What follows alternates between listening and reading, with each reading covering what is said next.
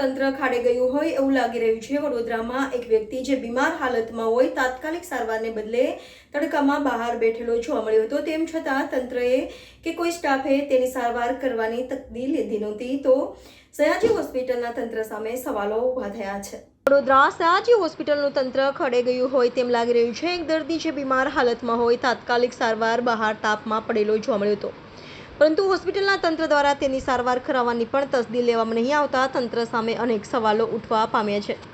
મધ્ય ગુજરાતની સૌથી મોટી વડોદરા શહેરની એસએસજી હોસ્પિટલમાં વડોદરા શહેર, જિલ્લા, રાજ્ય અને રાજ્ય બહારથી પણ અનેક દર્દીઓ સારવાર લેવા માટે અહીં આવતા હોય છે।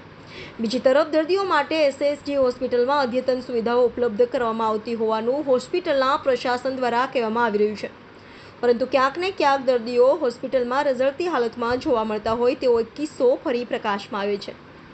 એસએસજી હોસ્પિટલના તાત્કાલિક સારવાર વિભાગ પાસે આવેલા ભાથુજી દાદાના મંદિર બહાર એક આધેડ દર્દી બીમાર હાલતમાં તાપમાન જમીન પર પડેલો જોવા મળ્યો છે, પરંતુ આ દર્દીની સારવાર માટે હોસ્પિટલનો સ્ટાફ પણ જાણે આ દર્દીને નજરઅંદાજ કરી રહ્યો હોય તેમ લાગી રહ્યું છે। ત્યારે દર્દીની આ હાલત જોઈ એસએસજી હોસ્પિટલના સત્તાધીશો સામે અનેક સવાલો ઉઠ્યા છે।